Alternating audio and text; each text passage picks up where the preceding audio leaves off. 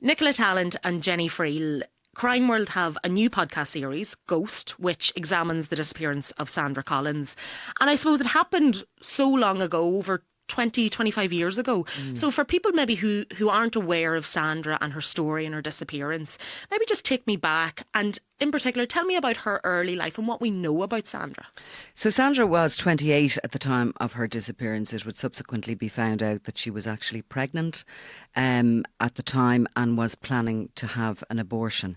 She was living with an elderly aunt who she had been living with since she was a young teenager. She'd sort of been taken out of school. The aunt had a degenerative arthritic condition, and you know, it sounds a bit mental nowadays in the modern world, but back then it was quite normal for a child of a family to be sent to help. So she was sort of sent in as a carer. It was initially supposed to be a temporary situation, but it ended up long term, and she was with her, 12 years.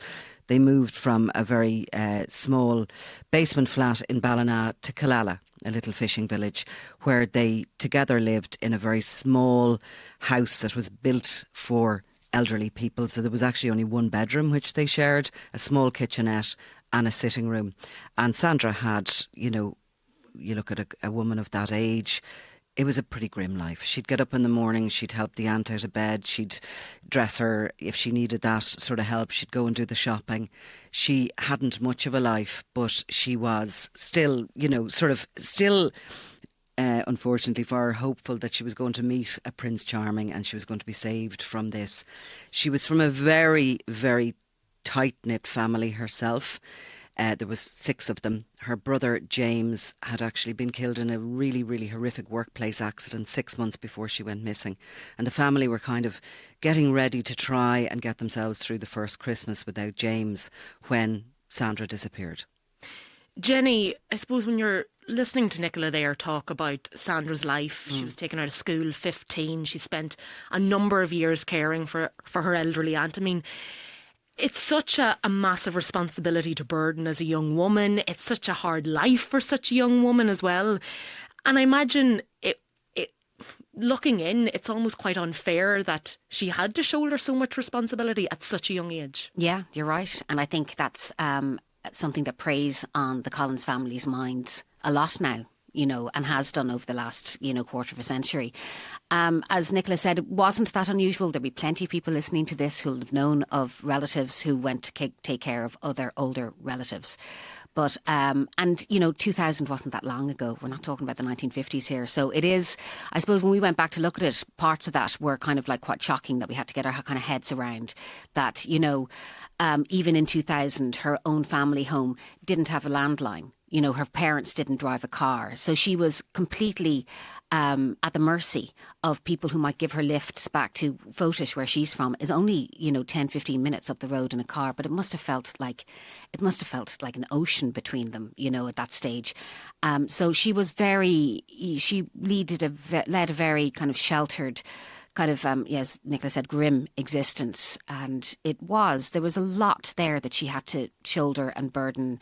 I imagine, you know, her family do talk about that they did get on well at times, the aunt, and whose name was Anne O'Grady, and Sandra.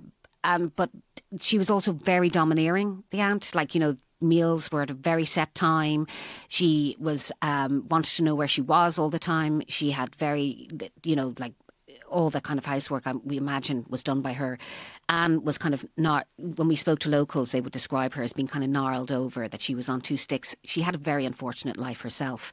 Her marriage had split She was up. kind of a disappointed woman, Jenny, Yeah. wasn't she? Like, you know, she'd been a very good looking woman in her day. She'd been married. And when she got this condition, the husband left. So she was kind of, had gone from having quite a... Yeah, and she'd bright experienced life. a lot of miscarriages as well. She'd been unable to have children. So she had her own tragedy.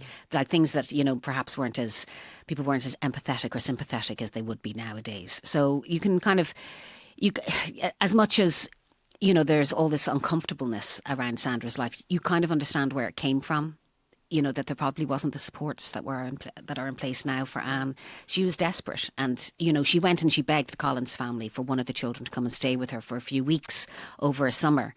And they actually kind of fought about it, the three kids, about which one of them was going to go stay with her.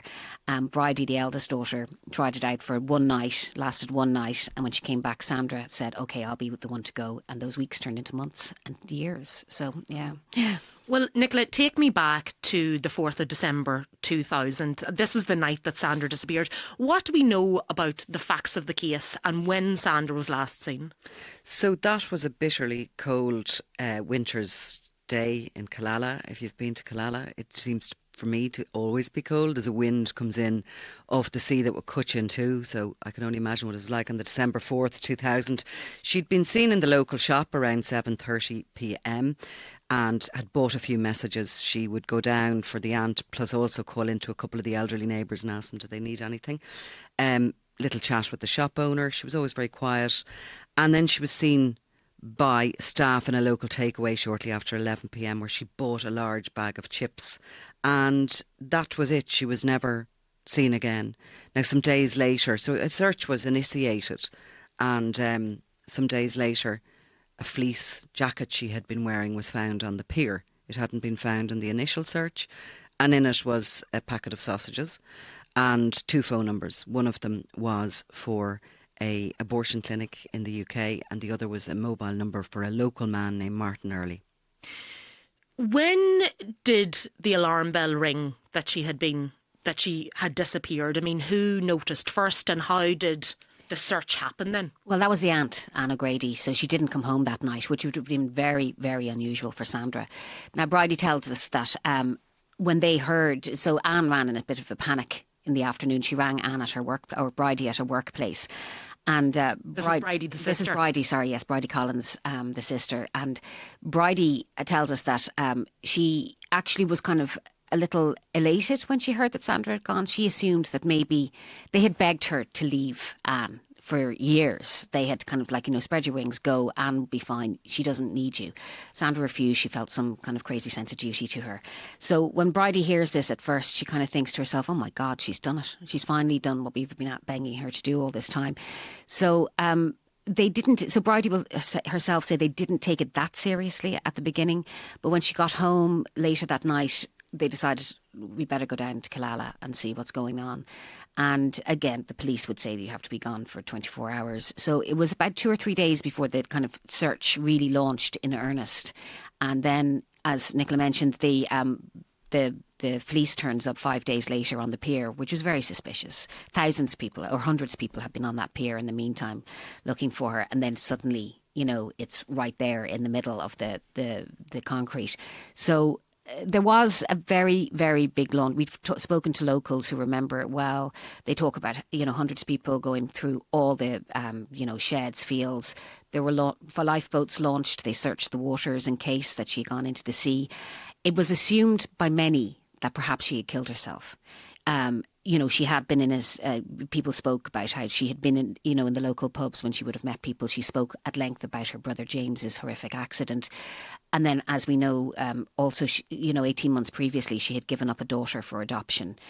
She had been pregnant before, kept the baby for 6 months, but then decided that she was going to give the baby. And so that was a very, very tough moment in her life as well. And was that something that was known that she'd been pregnant before? Yes, yeah. She had kept the baby for 6 months in the house with the aunt, and then she just felt that she wanted the child to have a normal, as she thought, upbringing as she had with a mother, father and a happy family. And she had sort of made this heart-wrenching decision to give the child up because she didn't feel she could give the child a proper upbringing in that house with the elderly aunt.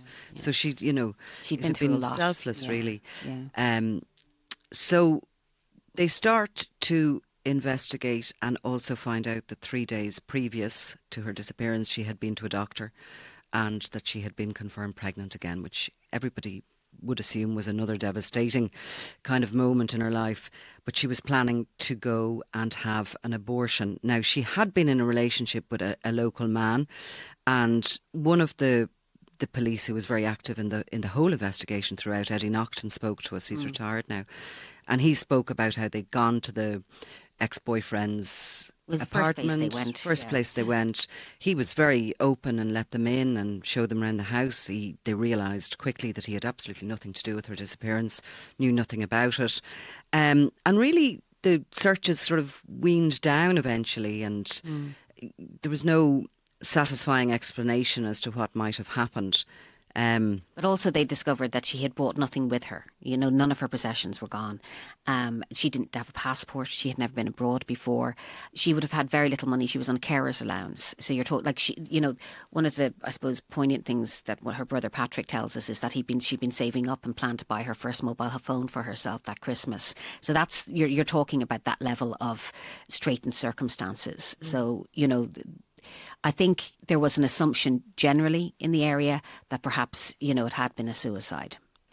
Jenny, there was a man that came to the attention of Gardaí. This is Martin Early. Yeah. Tell me a little bit about how he factors into all of this. So he factored himself in. He heads into the Garda station 3 or 4 days after Sandra goes missing and says to them, you know, I'm just wondering how the investigation is going. They are asking him, well, why? And he said, well, I just assumed that my name might come up. So it turns out he had been seen in a local pub with Sandra chatting and in each other's company. His statement changes several times over the next few years. But, you know, we know from a subsequent court case that he would claim that he had only met her maybe 2 or 3 weeks beforehand. But actually, another statement, he says, no, I did met her back in September. He admits in one of the statements to having at least 2 sexual interludes with her. And that's significant because he was married, he had a family, he was a local man, a plumber or a plasterer, a local tradesman. Yeah. He was from about 10 minutes out the road in a townland about 10 minutes north from Killala.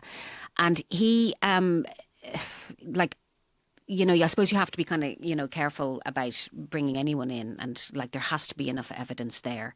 He had an alibi for the night of that Sandra went missing, and also, you know, there would have been people that were never aware. Like Sandra Collins' family, the first time they heard his name was over 10 years later when he was finally arrested and charged. So while it might have been, and it's kind of, you know, people who are from very rural parts of Ireland might understand this, even though it's only 10, 15 minutes away, Fotish, from Killala, there's very little interaction there. So while people in Killala may have heard his name before and may have been aware that there was possibly a relationship, Sandra Collins' family back in Fotish had never heard of him. And I should say that, like, I suppose when Gardaí are investigating any disappearance or whatever, the problem that is always there, and we see it with the missing women, because you don't have a body, you don't have a crime scene. So you're missing all that forensics, and you can't actually prove that somebody is dead without a body. And that would become a big problem, I think, when Martin Early was eventually brought to trial, because 10 years after Sandra went missing, there was sort of a new sheriff in town. A guy called Peter O'Boyle was put in place as the chief. And he went in and started to look back over any old cases or, you know, things that might have been sitting on the shelves, cold cases. And immediately this case of Sandra Collins, you know, jumped out. And it was the biggest case. It was the biggest case that, you know, girls don't go missing, women don't go missing like that, disappear into thin air. So they started to reinvestigate, and very quickly they identified Martin Early as a suspect. They charged him and brought him to court. And, they first of all, obviously, you know, upgraded it to a murder investigation. Which was a really hard time for the Collins family as well, because, you know, they tell us during the podcast as well that they had expected her to walk back in the house. You know, they, like, Bridie talks about, you know, how she was kind of standing doing the washing at the sink, and she kind of like always thought that maybe one day she'd come in and just tap her on the shoulder and kind of go, Bridie, I'm home. So for them, and actually Peter O'Boyle, you know, for him, I think he was very good about it. I think he handled it very well. But for them to sit the Collins family and go, all hope is gone, this is a murder investigation, was a massive moment. Has there been any updates or developments on the case since it was upgraded to murder? Well, Martin Early was charged with murder. He was brought before the courts, and there was a 5-week trial in 2014. Yeah, it took a while to get there. Yeah. And the family, for those 5 weeks, went and sat, and they heard all the evidence, including the fact that Sandra was pregnant and had been planning this abortion, and a lot of evidence around her life kind of came to light during that trial. But after the 5 weeks, the fact really that there was no body, there was no crime scene, there was no proof of death, I think probably influenced the judge to, he ordered the jury, after all the evidence was heard, that there wasn't enough evidence for them to even consider a murder charge. So he acquitted Martin early and he walked free, which was again devastating for the family. They thought maybe there was some justice to be found. So they kind of go back to the drawing board, as do the Gardaí. We're back. We have a suspected murder, no body. Piecing together the evidence. Is there any more? Is there any people that can come forward? Is there people who've made statements that aren't correct? Is there somebody who knows something that they haven't discovered? And that's where the investigation has really been, as a cold case murder inquiry, ever since. Yeah. And I think people will probably have been aware of Patrick like in December, because that was the 25th anniversary, which is significant. And he himself, I think, was taken aback at the amount of, publicity it got at the time, because they often don't. Appeals are launched on every anniversary. But I think this is one of the starker, like our Jojo Dollards, like our Annie McCarrick's, there's a handful of women who we still have no clue about, where they lie. And it's interesting about, at what stage the Collins family are now. They insist that they, have given up on justice. They just want Sandra Collins' body back. So in the meantime, both her parents have died. And both going to the graves without knowing what happened to Sandra. The children had to make, bedside promises, deathbed promises to both their parents that they'd keep looking for Sandra, still try to find out where she is, and put her, lay her to rest with them. There's so many women that do disappear in Ireland. You mentioned Jojo Dullard and others, and Sandra Collins is one of those people. Yeah. You obviously spend a lot of time working. You spend a lot of time in Killala, speaking to the family, speaking to locals, speaking to Gardaí who are investigating the case. What was it about this story that resonated with you both? Well, I think we both worked on it. I would have been down there 12, 13 years ago. You've been in touch with the Collins family for the last 12, 13 years as well. I think it's kind of going down, and I suppose, well, you have a very strong connection, obviously, with the Collins family. I just think your heart breaks for them. Yeah. It is like her life was a tragedy in itself. It was a bit of a life. It wasn't much of a life, and it was taken from her, and somebody has murdered her and discarded her remains, Somebody knows where she is. Somebody's probably living within the community who knows where she is, but they just have not come forward. And when you hear them, Patrick and Bridie, her siblings who have... and it's hard for them every time they talk and they go back over it again. It brings it all back up. But when you hear them begging somebody just to even leave a note in a church and tell them where the body is. One of the strongest contributions is certainly from Bridie at one point, where she talks about, they're a deeply religious family, and so it's important to them that she is laid to rest in a, respectful religious manner. And she talks about how she never got the funeral. She never got the hearse or the people walking after. She never got to be dressed in her favourite clothes. All those things that, some people might not find important, but to the Collins family, it is just immensely, immensely important.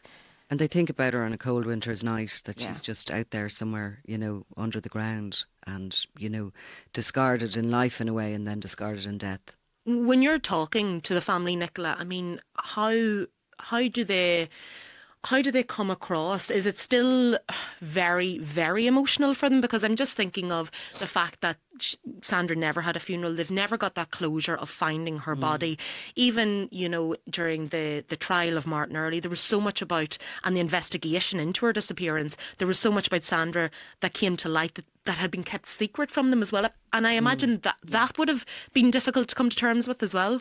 Very much so. I mean, I suppose discovering how grim her life had been was almost a grief to them again. I think what we found was the level of guilt, that is there for the Collins family, which is a deeply unfair, emotion for them to feel, given everything that they've been through. So I think for them, that there's a lot there for them to deal with, not just that she's missing and that she was murdered and that, her body was discarded.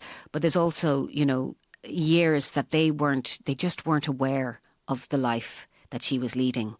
And one of the most poignant parts of it is going into the background, and there was this aunt and uncle who were Oh, yeah. a couple that had no kids, but the Collins family were practically their kids, and they used to go back to England after the summer with little tapes that the kids would make, little poetry they'd read for them, little songs they'd do. And they died in recent years, and Bridie and Patrick and the other siblings went over to sort of tidy up their house, and there they found a cassette tape, and they put it into an old, cassette player, and it was Sandra's voice as a child reading them this poem, which they very generously shared with us for the podcast. And it brings her to life. She's real. She was a living, breathing human being. And it's a real cute little poem. Lovely. And Lovely wee Mayo accent in there. Yeah. Oh my God, the Mayo accent. Whoa. The Mayo accent is something else. It's beautiful. Yeah. Nicola, the Collins family believe that the key to where Sandra lies now is in the village of Killala, where she lived for many, many years. They believe there's secrets still being kept in Killala. It's a difficult question, but is it likely that Sandra, after so many years, and from looking at other cases similar to this, is there any hope that Sandra could be found? Of course there is, because over the years and in the time since she's disappeared, relationships have changed. People might have protected an individual that they are no longer in a situation that they feel they need to protect them. Relationships break down, people die, people get older, people move away or whatever. But so that all can feed in to somebody just having the conscience to come forward and say, well, I know this. Yeah. Or at the time I was in this position and I said this, but it wasn't actually true. This is the truth. And it's sometimes just the tiniest little bit of information that can break a case like that. Yeah. There's wild bogs out there. There is no point in just going on a, I think that's what Eddie Naughton was kind of, very clear about as well. Like this place, it's stunning. It's remote. There's like any number of places where Sandra could have been hidden. And as Nicola says, there's no point kind of like, Gardaí going out and randomly searching places. They need help. They just need that little nugget of information. And it's hard to, there's a million and one reasons why someone maybe perhaps has kept something to themselves. And at this stage, it might be shame because so much time's gone on. But actually to be able to give the Collins' family back Sandra, it doesn't matter. They understand. Like if there's one thing that they've done is that they've thought this through in their heads. They understand that people have kind of their different reasons and situations for not, coming forward before. And they would just be like, the relief you would bring to their family. And also the village of Killala itself. I think that's important. People down there feel very strongly. This has been a cloud that's hung over their tiny little village, which is a beautiful place where hundreds of people kind of like, live now. And they want this solved too. Jenny Friel and Nicola Tallant, thank you very much. Thank you very much.